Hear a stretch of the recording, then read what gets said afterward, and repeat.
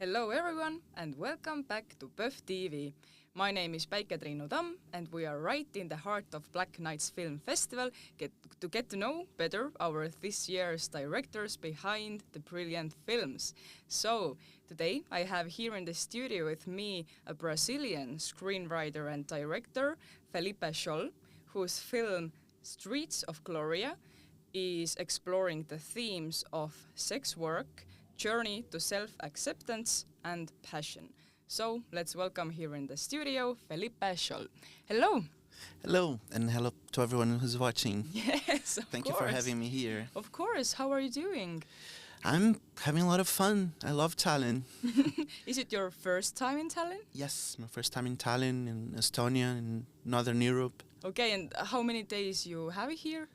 I'm staying for 6 days Okay, so you have enough time to explore. to live the festival and look around. Okay, it's good to hear. But for starters, I mentioned 3 topics of your film, but maybe you can, in your own words, tell us what is the story about? What is the story Streets of Glória? Yeah, it's based on a time in my life when very much like the main character, I was going through a lot of pain because my father had died, and so I turned it into a film. So I think this film is about a guy who's dealing with the death of someone he loves very much, and this death plunges him into a journey that first makes him flirt with death. He takes a lot of drugs. He falls in love with an escort boy who is a very complicated person, and which makes him go through very complicated and dangerous situations. And in the end, it's a journey about self-acceptance and dealing with grief. Mm-hmm. I mean, it's bittersweet story in its own way, beautiful. And when talking about the making of it, or even maybe including the emotion behind it, what was the biggest challenge with the film? The biggest challenge with the film was dealing with my emotions that were still attached to the story. I mean, nothing in the film is literally what happened to me, but the emotions of the character are very much based on my emotional journey. So I had an amazing crew, amazing actors who helped me distance myself from my own personal problems and turning it into a piece of filmmaking, a piece of art. But it was a very difficult journey. Mm-hmm. Okay, as it seems, it's a very personal story, and in the beginning I said that there are mainly 3 topics: passion, self-acceptance, and sex work. So I don't know, you kind of already answered, but why did you choose these topics and what kind of relationship you have with them? Or maybe you can just, I don't know, quickly discuss these topics, what they mean for you, or how do you want them to be on the screen? Yeah, sure. I think passion in the film, in Streets of Glória, is what is the main driving force. The center of the film is the passion that the main character develops for Adriano, this escort boy. I thought it was important to put that into the film because in my personal story, for instance, I didn't have one big love. I had many flings that didn't last very long. But I think when you turn your personal shit into, can I say shit? Of course you can. When you turn your personal shit into a film, you have to think about how the film will communicate with the audience. And I felt like putting this love story would make more people identify with it and feel what the main character feels. The part of sex work had a lot to do with what I saw during this bad time in my life, when I was living in a place that a lot of sex workers lived, and many of them were my friends. And even though I never worked as a sex worker, I lived in their world. So I wanted to portray that world in Streets of Glória. And also to take a chance to demystify sex work. people often think about sex workers as victims of society or depraved people. I wanted to show it is as it is. It's a profession. It can be very dangerous. It has many challenges, but it's part of everyday life. Okay, but let's talk more about the cast you had. I mean, you had very many very brilliant actors, and the main roles. I now want to try to pronounce the names. Maybe I'm doing it totally wrong, then you can correct me. But Caio Macedo and Alejandro Clavo. Perfect. Okay, That's very so good. they were kind of like the main roles. I mean, they had this complicated relationship. So as I saw the film, I only thought, wow, how is it so real? I mean, there was even one scene when they were together with like a third man who also asked, "Are you a couple?" And like in the film, there was also a situation where like third person was like, "Wow, there is some kind of, I don't know, intense passion." So how did they build such an passionate and realistic characteristics? Or I don't know, I just started to think it really was in a beautiful way intense. So how did they do that? It was very intense for them and was intense for all of us. But I was lucky enough to find two incredible actors. I saw over 500 actors for Gabriel, the main character, and over 300 actors for Alejandro's character. And I found them, and even as I was deciding the Adriano character, I selected Caio first because he's the protagonist, and then I had other candidates for Adriano, but I tested them with Caio to see who would have the most chemistry. And after that, I took a lot of time. Caio lived outside of Rio. I said, now you move to Rio. You're going to spend 2 months with us because we're going to do workshops. We're going to rehearse a lot. And that's how developed their own chemistry. We talked to real life sex workers. We went to gay saunas where sex work happens. We did a really immersive experience for them to know how this world works, but also for them to connect in a way, because for sex scenes to work in film, not only sex scenes, but tenderness and physical connection.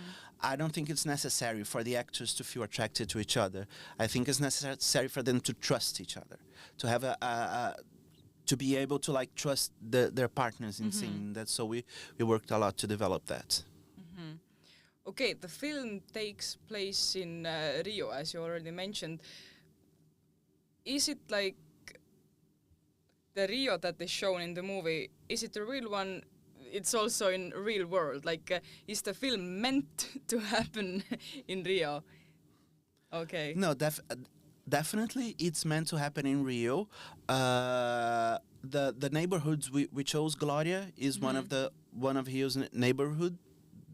The titles the film, and the neighborhoods are around it, which are mostly in the center of Rio, which I think is a beautiful part that hasn't been shown enough in films. And so yes, it is very much Rio, but the film has it flirts with melodrama and it has heavy colors. So we do romanticize. Like the Gloria bar doesn't exist. It could exist, but it doesn't. So we romanticized and we used bright colors, not only on the scenery, but on the emotions and everything. It's a romanticized version of Rio. Yeah, I mean, if you have the power, go for it. So, but when talking about the people who will see your film, how do you hope audience will react to, I don't know, the whole story or specifically on Gabriel's journey, his desires and obsessions? How would your ideal audience member react to the story? You see, I have no idea how they're going to react. What I want is for the audience to connect with them, with Gabriel mostly, but with the other cast, because we have a wonderful supporting cast as well. So I want them to connect. If a viewer gets out of the film feeling angry at Gabriel, saying, why did he make such bad choices? I like that. But if he feels like Gabriel's pain and tells me after the film, he really made me feel his pain and then feel his joy when he felt joy. But honestly, this is the world premiere. Today is the first time an audience is going to see this film. I have no idea what's going to happen. I'm really nervous. I mean, I think you don't have a reason to be nervous. We have here in the festival such an amazing and warm audience, so you have nothing to worry about. I've been told that, but being nervous is inevitable. Yeah, I mean, yeah, it's understandable. But you have very many like intimate scenes, sad scenes in the film, and I don't know, intense, very detailed. What was the most challenging scene or moment to capture? It's a spoiler. Okay. Or maybe you can, I don't know, kind of describe the situation without like telling us too much. I don't know. It's a scene towards the end of the film in which Gabriel and Adriano's I always confuse Adriano and Alejandro because they're close things. Yeah. It's the moment when Gabriel and Adriano's romance comes to a crisis. And it's a very long scene, very emotionally charged with them, and there are many elements. There is a physical fight, there is crying, and it's reminded me of things from my life. So it was challenging for them, challenging for the photographer, challenging for everyone. But it's my favorite scene in the film.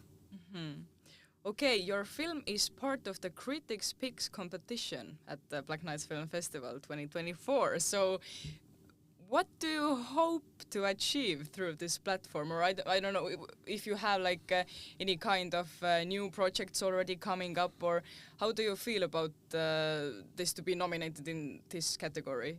I feel the film is very much at home. At Critics' Picks.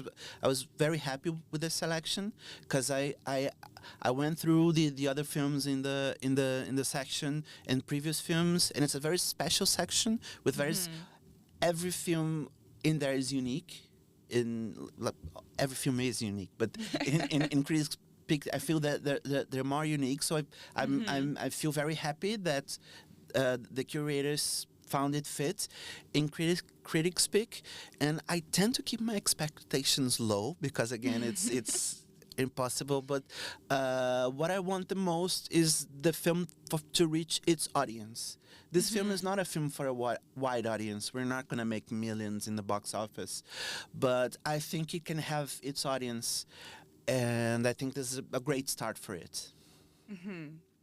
Okay, and just to wrap it all up and bring together, what is the main message with the film? I mean, what is the one thing you would want your audience to think about, or what would you want to say to the world with the film Streets of Gloria?